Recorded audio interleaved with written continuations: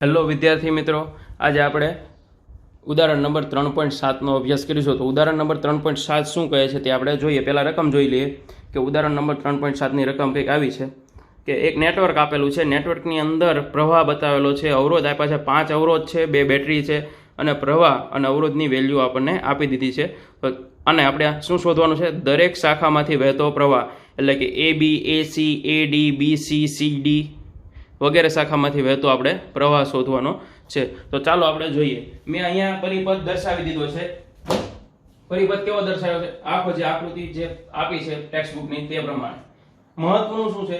મહત્વનું આ પરિપથની અંદર પ્રવાહ સમજવો છે, કેવી રીતના પ્રવાહ વેચ્યો છે તે. તો જોઈએ કે 10 વોલ્ટની જે બેટરી છે તેની અંદરથી નીકળતો પ્રવાહ કયો છે? I1 છે. I1 પ્રવાહ જ્યારે એ બિંદુએ પહોંચશે ત્યારે એ બે શાખામાં ડિવાઈડ થશે. એક શાખા કઈ હશે? A થી B અને એક હશે A થી D તરફ. તો I1 ના બે ભાગ પડશે. તો આપણે એમ કહીએ કે I1 નો એક ભાગ ધારો કે I2, આની અંદર તો ડાયરેક્ટ આપી દીધું છે, પણ આપણે એમ કહી શકીએ કે I2 છે. તો આ ભાગ કયો થશે? A થી D માંથી વહેતો પ્રવાહ કેટલો થશે? કે A થી D માંથી વહેતો પ્રવાહ I1 I2 જેટલો હશે. કે જેટલો વધ્યો હશે એટલો પ્રવાહ આની અંદરથી વહેતો હશે. તો હવે આપણે આગળ જોઈએ કે A થી B તરફ પ્રવાહ કયો જશે? I2. એટલે B બિંદુએ I2 પ્રવાહ આવશે. જ્યારે આપણી બીજી બેટરી છે, કઈ છે? E2. એમાંથી નીકળતો પ્રવાહ આપણે એમ કીધો કે I3 છે. તો B બિંદુએ બે પ્રવાહ ભેગા થશે, I2 અને I3. તો આપણે એમ કહી શકીએ કે B અને C શાખામાંથી વહેતો પ્રવાહ કયો હશે? I2 I3 જેટલો હશે. C શાખાએ કયો પ્રવાહ આવશે? I2 I3 આવશે. પરંતુ I1 પ્રવાહ તો આમાં જાય છે. તો આપણે શું કહીએ કે C અને D માંથી વહેતો પ્રવાહ કેટલો હશે? I2 I3 I1 જેટલો પ્રવાહ C અને D ભુજામાંથી વહેતો હશે. તો D ભુજા પાસે એટલે કે D બિંદુ પાસે કયા પ્રવાહ આવશે? I2 I3 I1. અને બીજો કયો આવશે? I1 I2. આ પ્રવાહ અહીં આવશે. એ બંનેનો સરવાળો કરીએ તો શું થશે? I1 પ્લસ છે, આની અંદર કેવા છે? માઈનસ, એટલે કેન્સલ થઈ જશે. આની અંદર I2 કેવા છે? માઈનસ, આની અંદર I2 છે પ્લસ, એટલે એ કેન્સલ થઈ જશે. તો વધશે શું? માત્ર I3. એટલે કે D માંથી E2 તરફ જતો પ્રવાહ કયો છે? જે મૂળ પ્રવાહ I3 હતો તે આપણને પાછો મળશે. તો ઈ પ્રમાણે આની અંદર પ્રવાહનું કનેક્શન ગોઠવેલું છે. બીજું કે ટેક્સ્ટબુક ની અંદર અહીંયા બધે વેલ્યુ આપેલી છે ડાયરેક્ટ અવરોધની, પરંતુ મેં અહીંયા સરળતા ખાતર સરળ પડે આપણને એક્ઝામ્પલ ગણતરીની અંદર એટલે R1 R2 R3 R4 અને R5 લીધેલા છે. તમે તમારી રીતે આની અંદર સોલ્વ કરી શકો. વેલ્યુ મૂકીને આવડે તો ડાયરેક્ટ વેલ્યુ મૂકીને, અથવા તો સરળ પડે એ પ્રમાણે કરાય. આ એક્ઝામ્પલને સોલ્વ કરવા માટે આપણે શું કરીશું? કિર્ચોફના બીજા નિયમનો ઉપયોગ કરીશું. પ્લસ આની અંદરથી માત્ર પહેલા I1 I2 અને I3 મેળવશું એટલે બાકી દરેક શાખા માટેનો આપણને પ્રવાહ મળી જશે. તો શરૂ કરીએ. તો આની અંદર આપણે 3 બંધ ગાળા લઈશું કિર્ચોફના નિયમ મુજબ. કિર્ચોફના બીજા નિયમની અંદર જે કહે છે કે બંધ ગાળા વાળો, એની અંદર આપણે 3 બંધ ગાળા ધ્યાનમાં લઈએ. પહેલો લઈશું A B C A. બીજો બંધ ગાળો લઈશું A D C A. ત્રીજો બંધ ગાળો લઈશું B E2 D C અને B. તો જોઈએ પહેલો બંધ ગાળો. પહેલો બંધ ગાળો કયો છે? A B C A. વચ્ચે બેટરી આવે તો આપણે બેટરી દર્શાવીએ E1 A. આ બંધ ગાળા માટે કિર્ચોફનો બીજો નિયમ, પ્રવાહની દિશામાં એટલે કે -I2 અવરોધ કયો આવશે? R1 એનો અવરોધ. B થી C તરફ અહીંયાથી અહીંયા પહોંચી ગયા. B થી C તરફ જઈએ તો પ્રવાહની દિશામાં એટલે કે -I2 I3 અવરોધ કયો આવશે? R2. C થી A તરફ આવીએ તો વચ્ચે બેટરી આવે છે. પહેલા આની ગણતરી કરીએ તો પ્રવાહની દિશામાં -I1 R3, બેટરીનો બીજો છેડો ધન, તો બેટરી ધન E1 0. આનું વિદ્યાર્થી મિત્રો આપણે સાદુરૂપ આપીએ. સાદુરૂપ કેવી રીતના આપશું? R1 R2 ની કિંમત બધી મૂકી દઈશું. R1 R2 અને R3 ની કિંમત ડાયરેક્ટ મૂકી દઈશું. 4 2 અને 1 આપી શકીએ કે -R1 એટલે 4 I2, પછી માઈનસ આની અંદર ગુણાય અને R2 પણ ગુણાય. R2 એટલે કેટલા છે? 2 ઓહમ. તો 2 ઓહમ પણ ગુણાય. પહેલા આપણે માઈનસ ગુણી નાખીએ તો -I2 R2 -I3 R2 આવું થશે. પરંતુ R2 એટલે કેટલા છે? R2 એટલે છે 2 ઓહમ. તો 2 I2 અને અહીંયા શું થશે?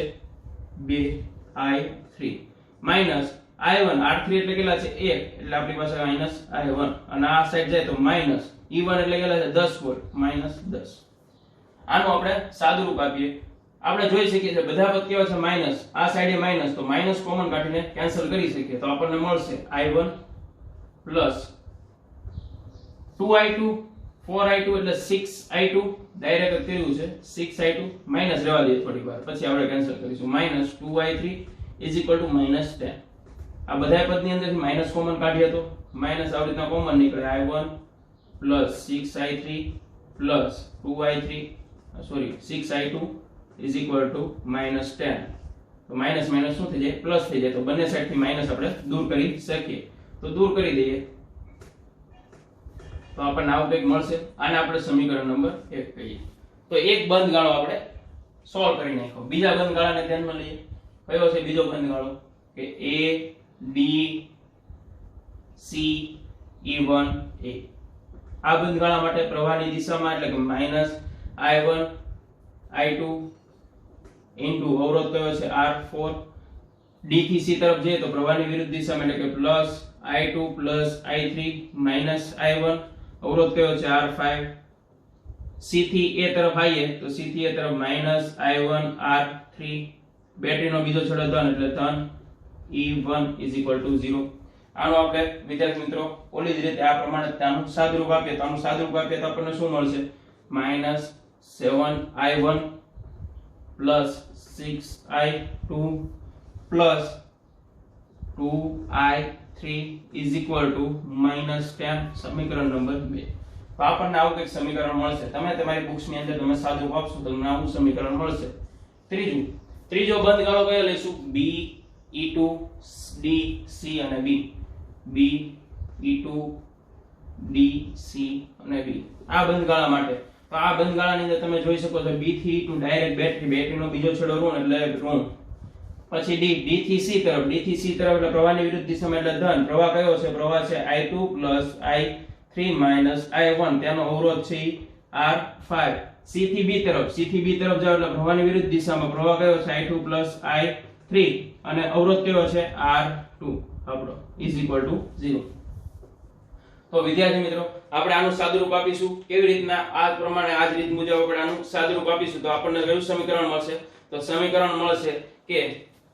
-2i1 4i2 4i3 અહીંયા આપણે બેટરી કઈ છે e2 આ ઓલી સાઈડ જાય એટલે પ્લસ કેટલા થઈ જશે 5 સમીકરણ નંબર 3 આ ત્રણ સમીકરણનો ઉપયોગ કરીને આપણે i1 i2 i3 માંથી કોઈ પણ એક વેલ્યુ ફાઇન્ડ કરી શકીએ પહેલા આપણે જોઈએ કે સમીકરણ 1 ને 7 વડે કેટલા વડે 7 વડે સમીકરણ 1 ને 7 વડે ગુણી નાખીએ 7 વડે ગુણીને શું કરીશું સમીકરણ 2 સાથેનો સરવાળો કરીશું 2 સાથે સરવાળો તો જોઈએ સમીકરણ 1 ને 7 વડે ગુણીએ તો શું મળશે કે 7i1 42i2 14i3 અને 70 આવું મળશે સમીકરણ નંબર 2 શું છે સમીકરણ નંબર 2 છે 7i1 6i2 2i3 બરાબર -10 આનો આપણે સરવાળો કરીએ તો સરવાળાની અંદર શું થશે જુઓ તો વિદ્યાર્થી મિત્રો 7i1 7i1 કેન્સલ થઈ જશે 42 + 6 એટલે કે 48i2 14 + 2 એટલે કે 16i3 બરાબર 60 સમીકરણ નંબર 4 એવી જ રીતે આપણે સમીકરણ નંબર 2 ને કેટલા વડે 2 વડે તથા સમીકરણ નંબર 3 ને 7 વડે ગુણી લોપની રીતે ઉકેલતા સમીકરણ 2 અને 3 ને આપણે લોપની રીતે ઉકેલીએ આને કેટલા વડે ગુણવાનું 2 વડે એટલે આપણે લખી શકીએ કે -14i1 પછી 2 વડે ગુણીએ તો +12i2 +4i3 બરાબર -20 સમીકરણ નંબર 3 ને કેટલા વડે ગુણવાનું 7 વડે તો -14i1 7 વડે ગુણીએ એટલે 28i2 +28i3 બરાબર 7 વડે ગુણીએ એટલે કે 35 લોપની રીતે ઉકેલવી એટલે બીજા સમીકરણની જે નિશાની હોય બધી જ તે બદલાઈ જશે જ્યાં પ્લસ હશે અને માઈનસ હશે ત્યાં પ્લસ થઈ જશે આનું સાદુરૂપ આપીએ તો આપણને શું મળશે આ તો કેન્સલ થઈ જશે ડાયરેક્ટ 28 -28 માંથી 12 ઉમેરીએ, -28 માં 12 ઉમેરીએ તો આપણને કેટલા મળે? -28 માં 12 ઉમેરીએ તો -16 i2 મળશે. જ્યારે -28 માં 4 ઉમેરીએ તો કેટલા મળશે? -24 i3 બરાબર -35 -20 એટલે -55. સમીકરણ નંબર આને આપણે કહીએ 5. તો હવે સમીકરણ નંબર 4 અને 5 ને પાછા આપણે લૂપની રીતે ઉકેલીએ. 4 અને 5 ની જરૂર પડશે તો આપણે અહીંયા તે થોડુંક આને આપણે થોડુંક પૂછી નાખીએ અને અહીંયા ગણતરી કરીએ, ફટાફટ થઈ જશે. અહીંયા લખીને ગુણીને લોપની રીત. આ ભાગ આપણે થોડોક ધ્યાનમાં લઈને ગણતરી કરીએ. સમીકરણ નંબર 4 અને 5 ને લોપની રીતે ઉકેલવાના છે. તો લખીએ 4 અને 5 ને લોપની રીતે ઉકેલતા કેવી રીતના ઉકેલી શકીએ કે સમીકરણ નંબર 5 ને આપણે 3 વડે ગુણીએ તો 48 થઈ જશે. તો પહેલા સમીકરણ નંબર 4 લખી નાખીએ કે 48 i2 + 16 i3 બરાબર 60. આવું છે આપણે કાંઈ. સમીકરણ નંબર 5 ને 3 વડે ગુણીએ. સમીકરણ નંબર 5 ને કેટલા વડે ગુણવું પડશે? 3 વડે. તો -48 i2 -24 તરી 24 * 24 24 * 48 24 તરી કેટલા થશે? 72. 24 તરી 72 72 i3 = કેટલા છે? 55. તો 55 ગુણ્યા 3 કરીએ એટલે 5 તરી 15 150 ની અંદર 15 ઉમેરવાના એટલે કે 165 આપણે કહી શકીએ. કેટલા થશે? -165. આનો આપણે સાદુરૂપ આપીએ તો 48 કેન્સલ થઈ જશે. -72 માંથી 16 અથવા તેમ કહીએ કે -72 ની અંદર આપણે 16 ઉમેરીએ તો કેટલા થશે? -72 + 16 તો -56 i3 બરાબર -165 ની અંદરથી 60 ઉમેરીએ તો કેટલા વધશે? -105. તો આપણને i3 બરાબર શું મળશે? માઈનસ એક તો પ્લસ થઈ જશે. i3 નું સૂત્ર કરતા કરીએ તો 105/56 આવો કંઈક આપણને પ્રવાહ મળશે એમ્પિયર સ્વરૂપે. તો 105/56 આપણે જ્યારે કરીશું તો આપણને પ્રવાહ કેટલો મળશે? 1.87 એમ્પિયર. તો આપણને શું ફાઇન્ડ થઈ ગયું? i3 ફાઇન્ડ થઈ ગયું. શું મળી ગયું આપણને? ફટાફટ વિદ્યાર્થી મિત્રો i3 આને આપણે કહી દઈએ સમીકરણ નંબર 6. i3 મળી ગયું. તો i3 ની કિંમત એટલે આપણે કહીએ કે સમીકરણ 6 ની કિંમત સમીકરણ 4 માં મૂકતા. તો સમીકરણ નંબર 4 શું છે? આ સમીકરણ અંદર i3 ની કિંમત મૂકીશું તો આપણને શું મળી જશે? i2 મળી જશે 16 * 1.87 ઓલી સાઈડ જાય એટલે -/48 કરશું તો આપણને શેની વેલ્યુ મળશે? i2 ની. તો i2 ની વેલ્યુ કેટલી હશે તે આપણે ગણી લઈએ. એક તો 48 i2 એમ નામ રહેશે. આ 16 i3 છે ઓલી સાઈડ જાય એટલે 60 16 ગુણ્યા 1.87 આવું આપણે લખી શકીએ. તો આનો આપણે સાદુરૂપ આપશું તો આપણને i2 મળશે. 48 આપણે છેદમાં થવા દઈએ કે ભાગ્યા 48 જે અહીંયા આવે એનો ભાગ્યા 48 કરીએ તો i2 આપણને મળી જશે. i2 મળશે 0.62 એમ્પિયર. કેટલા મળશે? i3 અને i2 આપણને બે મળી જાય. આને સમીકરણ નંબર 7 કહીએ. આપણને વિદ્યાર્થી મિત્રો i2 અને i3 મળી ગયા છે. આપણે મેળવવાનું છે i1. તો i1 કેવી રીતના મેળવીએ કે 1 2 અને 3 કોઈ પણ ની અંદર તમે કિંમત મૂકી શકો. આમાંથી આપણે કિંમત કેમાં મૂકશું? આની અંદર મૂકીશું. તો સમીકરણ નંબર 1 ની અંદર જ્યારે સમીકરણ નંબર 6 અને 7 ની કિંમત મૂકીએ તો શું થશે? તો કહીએ અહીંયા કે સમીકરણ 1 માં સમીકરણ 6 અને 7 ની કિંમત મૂકતા સમીકરણ 6 અને 7 ની વેલ્યુ મૂકીએ તો આની અંદરથી આપણે ડાયરેક્ટ કરતા બનાવી નાખીએ તો i1 નું સૂત્ર કરતા કરીએ તો આ બધું શું થશે? 10 માઈનસ થઈ જશે. તો આપણે કહીએ કે i1 = 10 માઈનસ 6i2 એટલે 6 ગુણ્યા i2 એટલે કેટલા છે? 0.62. પછી આ કેટલા છે? પ્લસ ઓલી સાઈડ જાય તો માઈનસ 2i3 એટલે 2i3 એટલે 1.87. આનું આપણે સાદુરૂપ આપીશું તો i1 આપણને મળશે 2.54 એમ્પિયર. કેટલો મળશે? 2.54 એમ્પિયર આપણને i1 મળશે. સમીકરણ નંબર 8.